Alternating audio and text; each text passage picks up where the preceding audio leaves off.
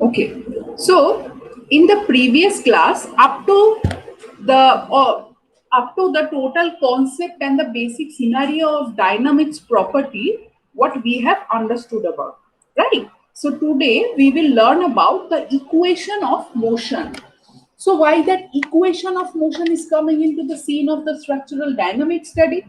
Because in dynamic study, when we will look at any object or any particle, in that case we are just governing with the motion of the body, because that what we are studying, that force is coming in with respect to the time. So So when something is incorporated with the time, then definitely it will be converted or not converted, then it will be associated to a motion property.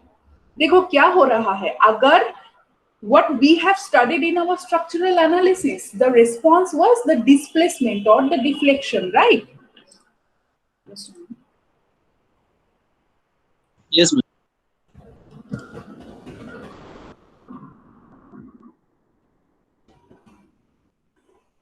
So we have studied that the response in the structural analysis study was the displacement or deflection.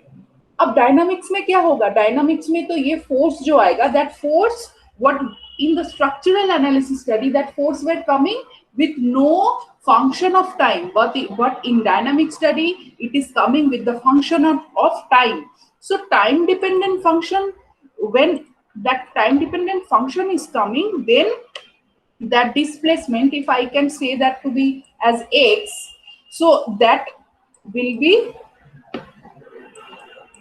functionalized as with respect to time, and that motion, and due to that force, that motion can be, that motion property can be visualized as displacement, velocity, and x, just a minute,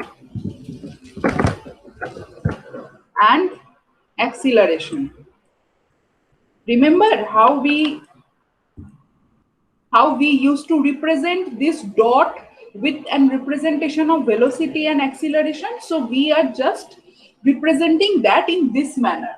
So you can also put this at dxy dt. You can also put that in with derivation form as well. But for the ease of writing the equation of motion, we would suggest to write it down in this way, or in this book that displacement has been designated as u. Okay, in some book you will find that displacement, that parameter or that notation has been given as x, and in some book it is given in as in u. Okay, so now let's just understand the equation of motion here. See, this is a very basic example of a single degree of freedom system. So here see, that figure shows that that idealized one-story frame introduced earlier subjected to an externally applied dynamic force. देखो ये हमारा एक one-story frame है, where we have already discussed in our previous class that the column has a minimal amount of stiffness. Stiffness mean here, it doesn't mean that this will be very rigid. We are just comparing that. देखो हम लोग अगर कोई अगर say I am just telling someone that he is I'm just trying to referring two person with a parameter tall. Okay, लंबाई, लंबाई से अगर मैं दोनों इंसान को अगर कंपेयर करना चाहूँ, तो मैं बस लंबाई, ये that tall parameter I am taking. So I can compare that two person with that person must be I mean not that much tall, and the other person might be a much more taller, right? I am not mentioning that other person is short and other person is tall. Here, I am not using the opposite term. I am just using the same term by adding that whether is he uh, less taller or whether the other person is more taller. So here, see, they have just mentioned here that externally here that stiffness, by representing that stiffness term, I can say that it may be less stiffer or it may be more stiffer. Less stiffer mean it will be flexible, mean the opposite one, and the more stiffer it will be rigid. Just a minute. Here, okay, I'm repeating again. So here, due to that force T mean that force with the function of time, that force is externally applied, and due to that external applied force, a resisting force is developed here, and that resisting force must be applied in the opposite direction of the applied force, right? So if it is not be in opposite direction, then how it will make that system in equilibrium? क्योंकि हम लोग देखे थे कि कोई भी system को हम लोग इक्विलिब्रिएट करके उसका इक्वेशन क्रिएट करते हैं, इक्विलिब्रियम होना चाहते हैं, it want to be in a static. So these are the unbalanced scenario. So due to that applied external dynamic force, there will be a resistant force, and see, this is the damping provided here, and due to that damping, what is the function of damping? The function of damping is to dissipate the energy. So how that energy is created? That energy is created due to that external force. So dissipating, in order to dissipate that energy, so here see that dissipation is also occurring in opposite direction. Okay, so now we have seen already the free body diagram of all the unbalanced force in that system. सारे unbalanced force जो create develop हुआ है due to that PT, that dynamic load, we can observe from this free body diagrams picture. So now we know from the second law of Newton's, we know that F is equal to ma, mean that force can be identified with the mass and acceleration property while we are describing it in a dynamic phase.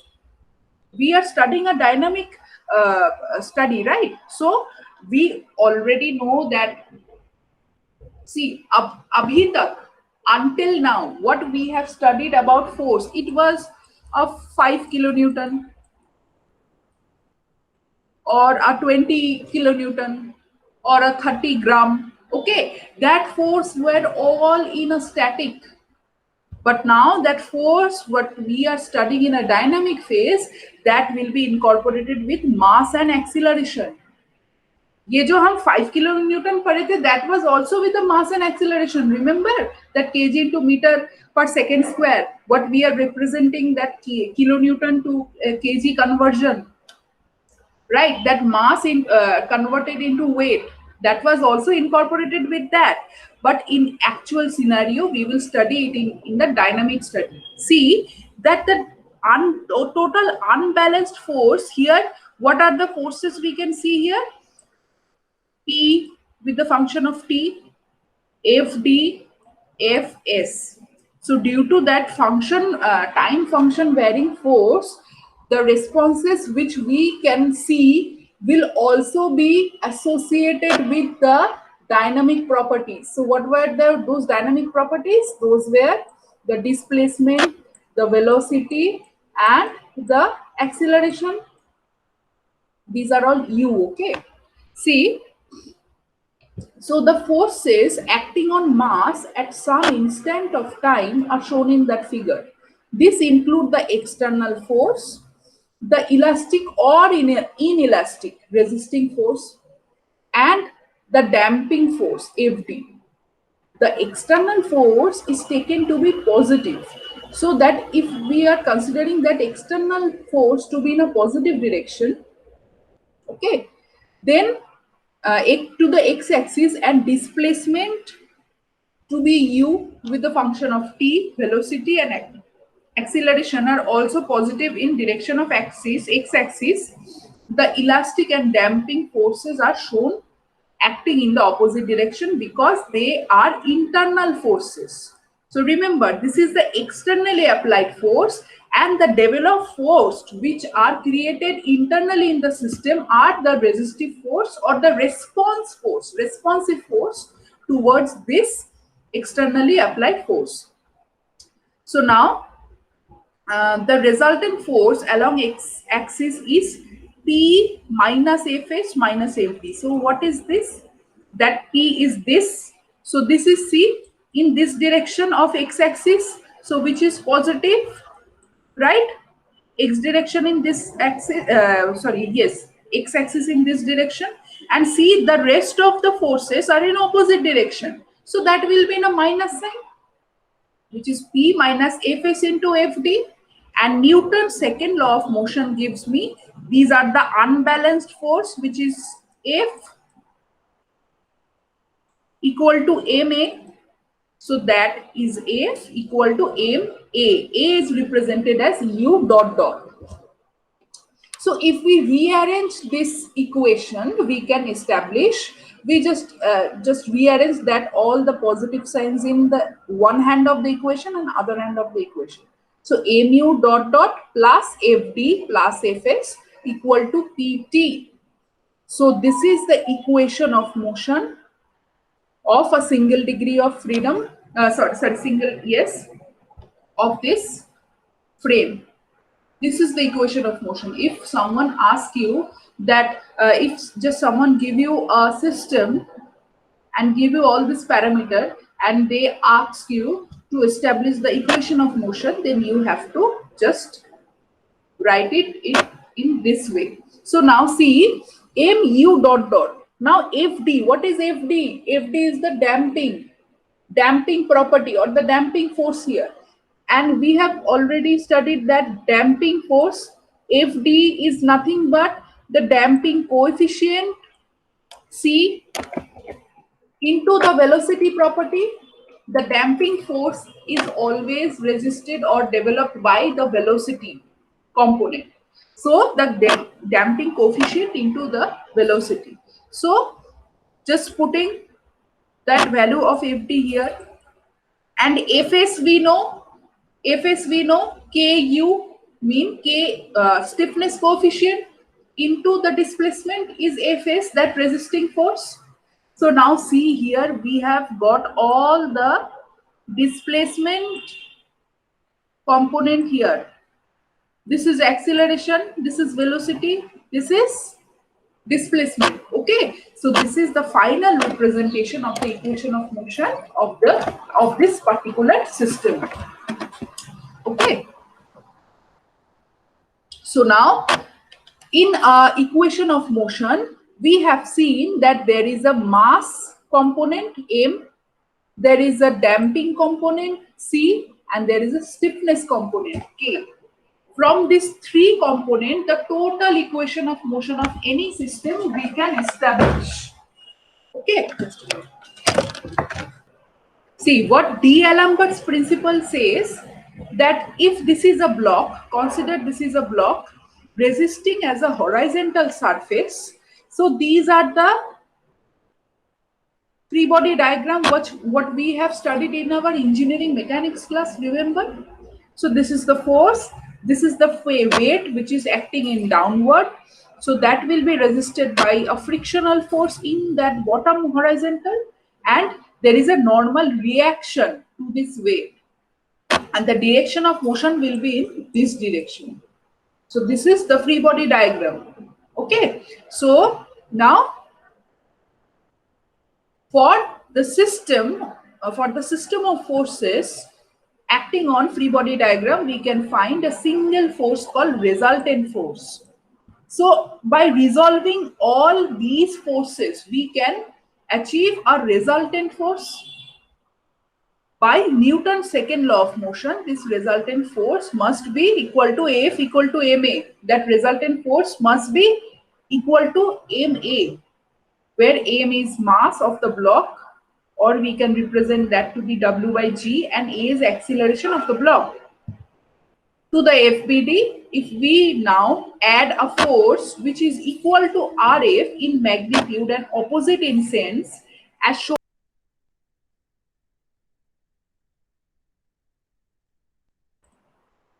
अब देखो, हम लोग structural analysis में क्या करते थे, एक resultant force निकालते थे। वो रिजल्टेंट फोर्स कैसे निकालते थे? जो एक्सटर्नल फोर्स हमारे सिस्टम के ऊपर आता था, उस एक्सटर्नल फोर्स के रिस्पेक्ट में जो जो फोर्स डेवलप होता है इंटरनली, जो कि नॉर्मल रिएक्शन होता है, फ्रिक्शनल फोर्स होता है, at a weight in a downward direction. By resolving all those forces, we would have been able to establish our resultant force. Now, that force is also making a motion. सो अब इस motion को इक्विलिब्रिएट करने के लिए, हमारा एक dynamic equilibrium create करने के लिए, हमारा वो जो रिजल्टेंट फोर्स क्रिएट होता था, उस रिजल्टेंट फोर्स के एक सेम मैग्नीट्यूड में ऑपोजिट सेंस में एक आरएफ क्रिएट करना पड़ता है, आई मीन आरएफ क्रिएट करना पड़ेगा. So this force Fi is an imaginary force called as internal force or reverse effective force. The principle of adding Fi to FBD is called as D'Alembert's principle. Okay.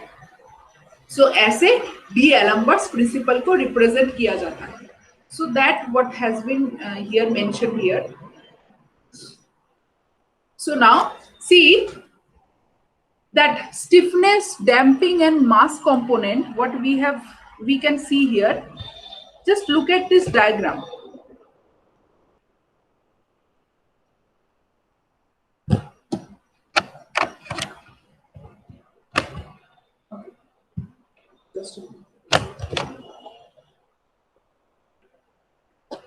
Okay, just look at this diagram. This is our system. So this system is, we can disintegrate this system by parts. So what we can see here, a displacement component which can be provided or which can be established by the internal resistance, the resisting force Fs. Remember that Fs is nothing but Ku. So Fs is directly the relation between the Fs and this equation is with displacement. The displacement component is associated with this Fs. So now for displacement component, we can establish that structure to be directed that force plus velocity. See that velocity comes with the damping coefficient, right? So that Fd is given here, and that acceleration is associated with the mass. So this has been represented as F1 here. So now that total body, see that amount of PT has to be resisted by this Fs with displacement, Fd with velocity, and F1 mean the mass due to that with acceleration. So that this is the total system, and the stiffness component, damping component, mass component is associated, I mean can be accumulated and represented as this system. Here, this is the frame, basic frame what we have studied in our previous, previous lecture and also in this lecture as well. So now, when you will be asked to establish the single degree of freedom system, see this is also an equivalent system here which has been given. So how this model can be established? See, this is a box. This is represented as a mass. Okay, and that mass which has been connected with a spring. See, this has been connected with a spring. This is a idealization. Okay, this is This may not be a real structure. This is an idealization of that. So this is the spring, and this is a damper. So from this rigid wall, that mass system has been connected with a with a damper and a spring. And see, this mass, this is in a on a wheel, so this can move in this direction. So the degree of freedom is in a this direction in a single way. So this can be represented as a single degree of freedom system. And this system is also called as spring mass system. This model can also be represented as spring mass system. So now see, this is the free body diagram of that mass.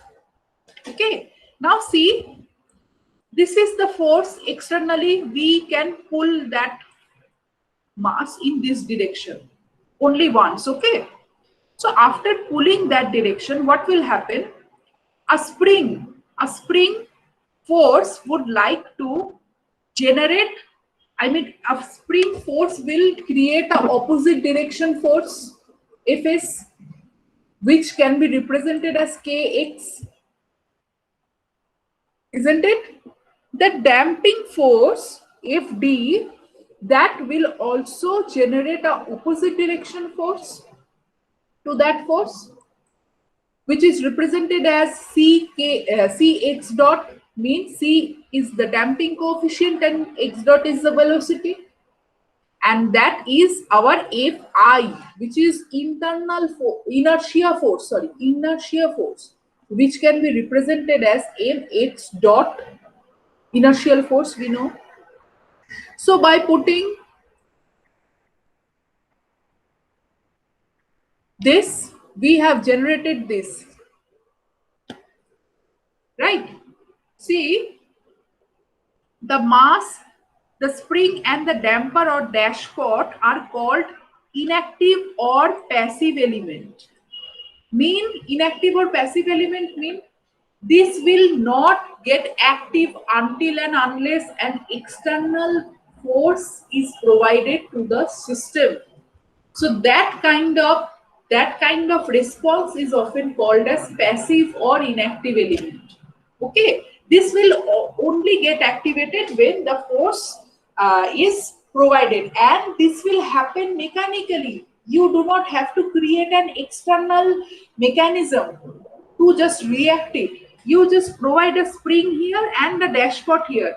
You doesn't need any extra electrical system support or digital system support, isn't it? It will automatically start working when our external force is subjected. So because these elements participate in vibratory motion but cannot have a control on vibration. The function of the spring and mass is to store energy, while that of damper is to dissipate out the same in the form of heat. The excitation element Ft is called as active element, through which the energy is supplied to the vibratory system. So this is actually a vibration control part. So I will explain it. It is in our module, but the explanation of this module, I will discuss it in the very final stage of our completion of this course. This is very important one. So in that, I mean, during that time, you will understand this part very clearly. So now that derivation of equation of motion. So there are basically numerous, basically these are the major derivation through which we can establish the equation of motion. So well, there is one simple harmonic motion method. Second is Newton's method. Third is energy method. Four is Rayleigh's method. And five is D'Alembert's principle. So from these we can, the governing differential equation describing the motion is known as equation of motion. And these are the various methods to derive that motion. that equation. Okay, so basically we opt for Newton's method, simple harmonic method, and the D'Alembert's principle oftenly in our course curriculum. These are also very much, I mean, practice method, but just to follow the curriculum, we will only go for majorly this simple harmonic motion. Okay, see. Uh, so now, okay, before starting the simple harmonic motion, I would like to ask everyone, do you have any problem